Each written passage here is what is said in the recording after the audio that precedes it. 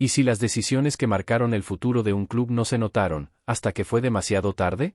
¿Qué pasa cuando quienes deberían proteger el talento, lo sueltan sin mirar atrás? Hay movimientos que en su momento parecían estratégicos, pero hoy duelen como errores imperdonables. Mientras algunos aún se preguntan cómo se llegó a este punto, otros ya sienten que el daño es irreparable. Quédate hasta el final, porque lo que se perdió no se mide en cifras, sino en oportunidades que no volverán. A un año de su salida del Club Deportivo Guadalajara, la figura de Fernando Hierro sigue generando debate entre la afición rojiblanca. El español, cuya llegada al rebaño sagrado fue vista como un soplo de aire fresco en términos de profesionalización y visión europea, dejó una huella profunda, pero no del todo intacta. Su gestión estuvo marcada por una transformación institucional importante, con mejoras en planificación deportiva, metodologías de trabajo y un salto competitivo evidente.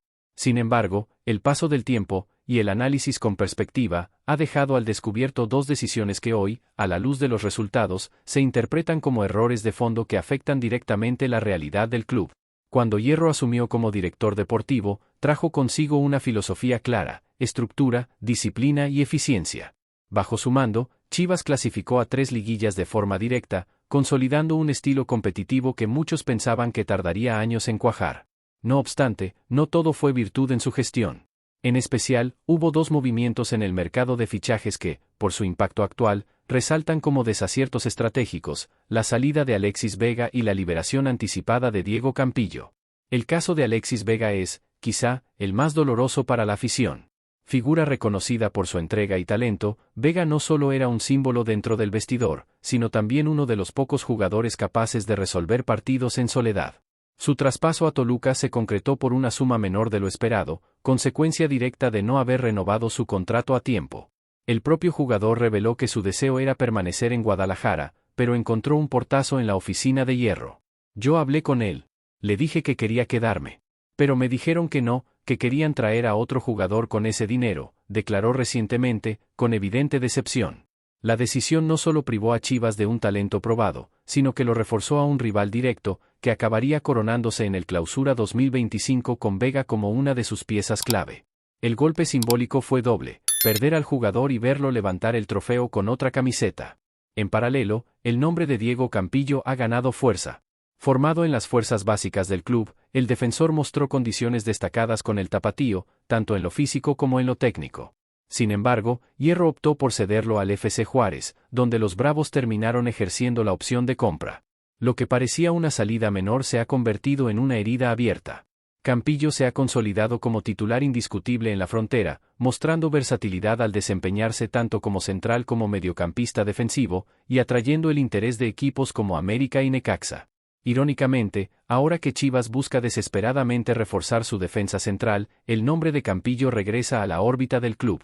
Aunque todavía se mantiene un 50% de su pase, la cláusula de recompra venció el 30 de abril, lo que obliga al rebaño a negociar en desventaja.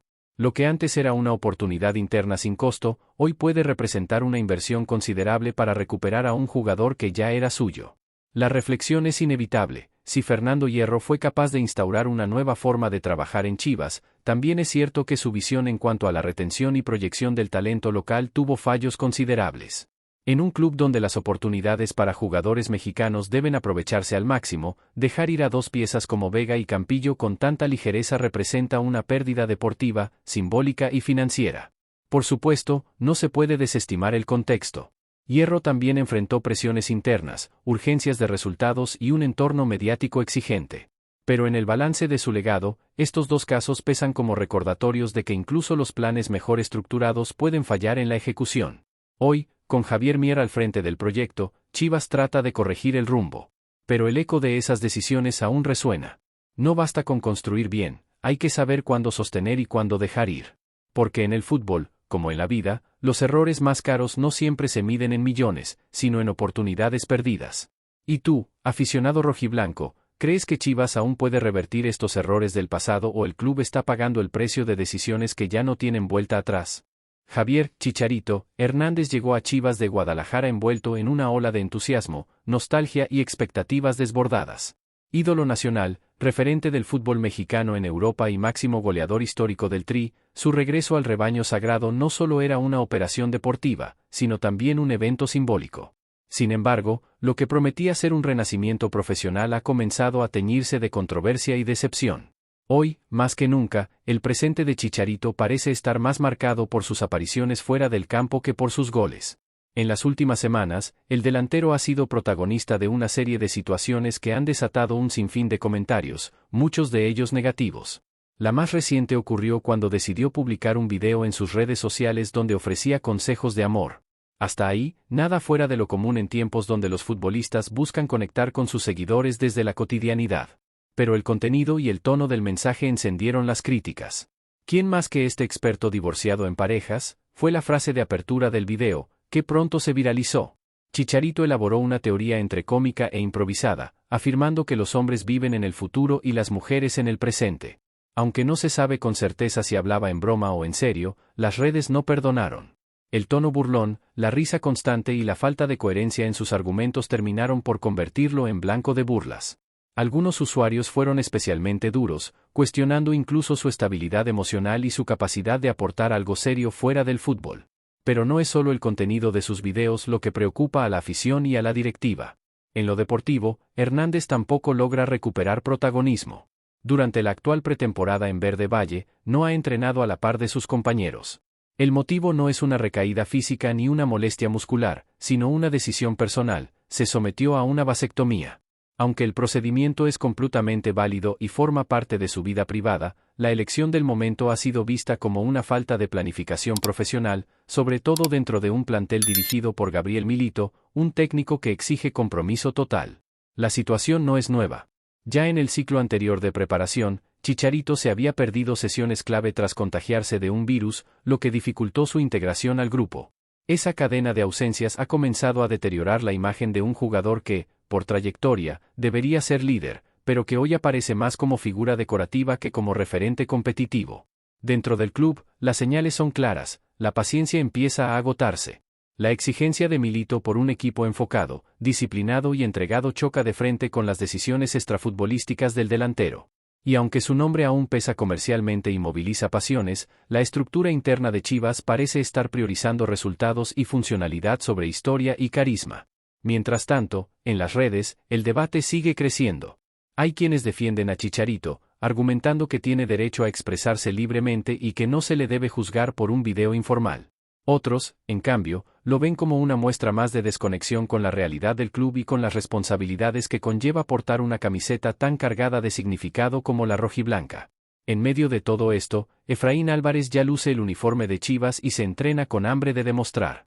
La comparación es inevitable: uno llega cargado de sueños, el otro parece arrastrar el peso de su propio legado.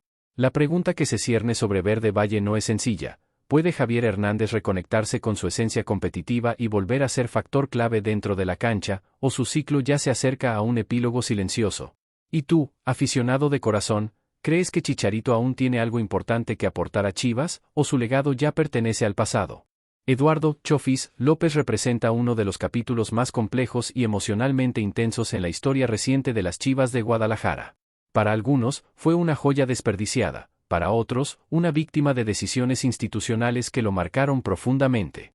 Más allá de las estadísticas y los partidos jugados, su historia es una que mezcla talento, escándalo, lealtades rotas y decisiones que dejaron cicatrices en todos los involucrados. Surgido de la cantera rojiblanca, la Chofis deslumbró a la afición con su zurda educada y su capacidad para desequilibrar partidos desde posiciones poco convencionales. Tenía carisma, estilo propio y una conexión genuina con el público. Pero también arrastraba el estigma de la indisciplina, de la falta de continuidad y de un entorno que muchas veces pareció más exigente con él que con otros. Todo eso explotó en 2020, cuando se vio involucrado indirectamente en un escándalo fuera de la cancha que derivó en la denuncia contra Dieter Villalpando. Aunque Chofis no fue acusado de ningún delito, su cercanía con el grupo afectado selló su destino dentro del club. En una reciente entrevista, el propio López rompió el silencio y dio su versión de los hechos. Según él, tanto él como el Gallito Vázquez y Alexis Peña fueron castigados con dureza desmedida, a pesar de encontrarse en su día libre y sin relación directa con el incidente principal. Aquel momento, según narra, no solo fue profesionalmente humillante: entrenaban fuera del club, a horarios impuestos, sin acceso a instalaciones, sino emocionalmente desgastante.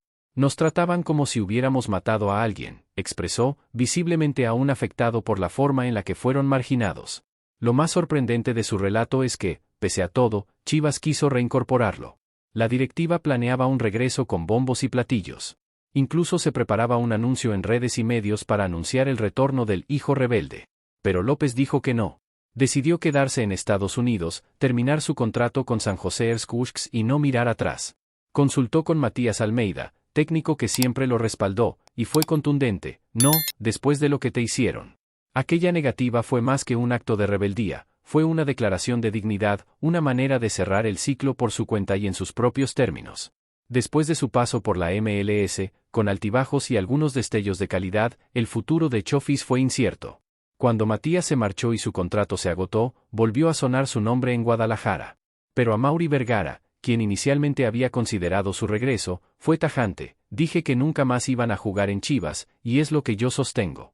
La puerta se cerró definitivamente, y con ella, una historia que nunca alcanzó el desenlace que muchos esperaban. Hoy, el nombre de la Chofis sigue siendo mencionado en charlas entre aficionados, en redes sociales y en mesas de análisis que aún debaten si fue justo o no cómo se manejó su caso. Algunos lo consideran responsable de sus actos, otros lo ven como chivo expiatorio de un club que necesitaba cortar cabezas rápidamente para proteger su imagen. Lo cierto es que Eduardo López es una figura que nunca pasó desapercibida. Su talento fue innegable, y su personalidad, igualmente fuerte. Quizá por eso aún genera reacciones tan polarizadas. En el fútbol, como en la vida, no siempre hay segundas oportunidades. La historia de Chofis con Chivas no terminó en reconciliación ni con un regreso triunfal. Terminó en un no rotundo, de ambas partes, que aún resuena con la fuerza de lo inconcluso.